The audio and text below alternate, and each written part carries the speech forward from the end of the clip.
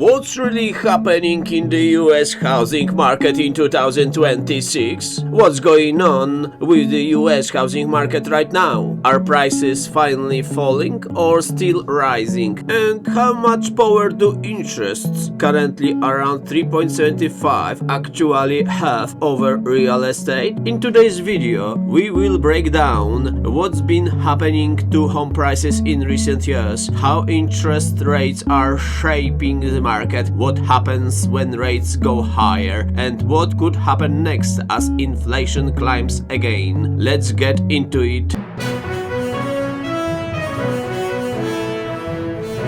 Hello everyone, Gregory here, and welcome to Grigory's Economics, your economic channel. I am Gregory and this is another episode of weekly series covering global economic news. Unfortunately, a lot is happening around the world right now, so we can't skip any of today's topics. To our loyal viewers, I kindly ask for your support with a thumbs up, as it really helps us a lot. So without further ado, let's get into it. Have home prices risen or fallen? Over the past few years, US housing has gone through three distinct phases. Phase 1, the boom 2020-2022. Ultra low interest rates triggered a massive surge in demand. Cheap mortgages meant buyers could afford more and prices skyrocketed. Phase 2, the slowdown 2022-2024. As rates jumped aggressively, affordability collapsed, demand cooled, transactions dropped. But here's the key: prices didn't crash dramatically. They mostly stagnated or corrected slightly. Phase 3, the frozen market 2025-2026. Today, we are in a strange situation. Limited supply, cautious buyers, relatively high borrowing costs. Mortgage rates are still around 6% plus. They fell from 7% plus in 2025. So what does it mean? Prices in many areas are flat or slightly rising, not collapsing. Why? Because supply is still tight. Many homeowners refuse to sell. They are locked into older, cheaper mortgages. Why interest rates matter so much? Let's talk about the most important driver: interest rates set by the Federal Reserve. Right now, the Fed's benchmark rate sits at about 3.75%. That might not sound high, but it has a huge effect. Here's why. When rates go up, mortgages become more expensive, monthly payments increase, buyers qualify for smaller loans.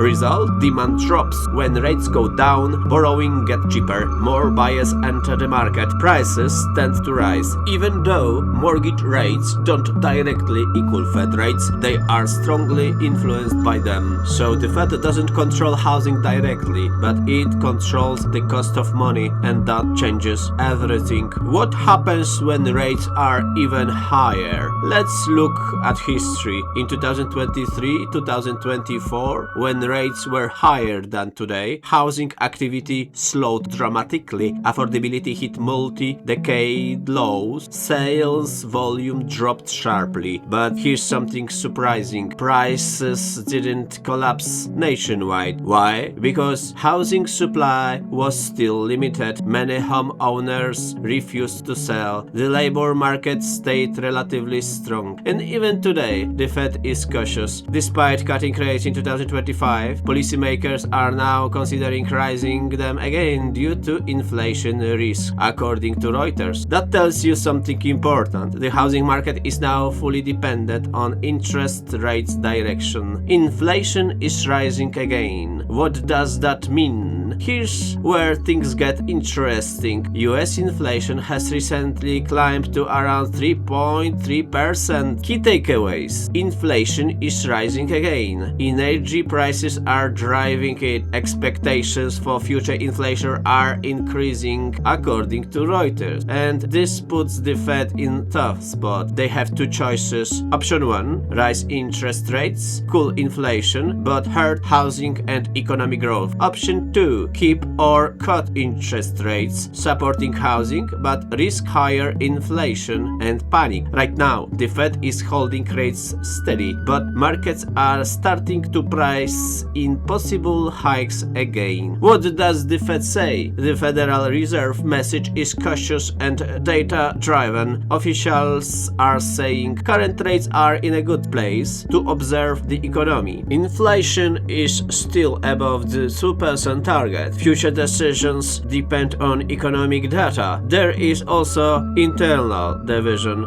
Some want rate cuts to support growth. Others want higher rates to fight inflation. This split is critical because it creates uncertainty in markets. What are politicians and media saying? Politicians often push for lower rates to stimulate growth, criticize the Fed when borrowing costs are high, focus heavily on housing affordability. For example, political pressure has increased after rate decision in 2025. Mainstream media highlight a housing affordability crisis, emphasize high mortgage costs, warn about data economic slowdown. Financial experts divided. Some expect rate cuts later in the year, others warn inflation could delay that. What happens next? So, what's the likely scenario? If inflation keeps rising, the Fed may raise rates again. Housing demand could fall further. Prices may stagnate or decline slightly. If inflation cools, rate cuts could return. Demand could rebound. Prices may rise again. But here's the bottom line. The US housing market is no longer driven by supply alone. It is now driven primarily by monetary policy. So, are we heading for a housing crash? Not necessarily, but we are in a highly sensitive rate-driven market where one decision by the Fed can shift everything. If you found this breakdown helpful, subscribe for more deep dives into markets, investing, and macro trends. And let me know in the comments, do you think US housing prices will go up or down in 2026? If you found this episode valuable,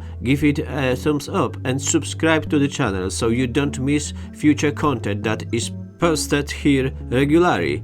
I also recommend checking out other interesting videos you will see on your screen, placed next to this one along with the subscribe button. Greetings to everyone on this beautiful sunny day and see you next time. And here's something to cheer you up. You'll catch reaction to rising rent prices in Dublin.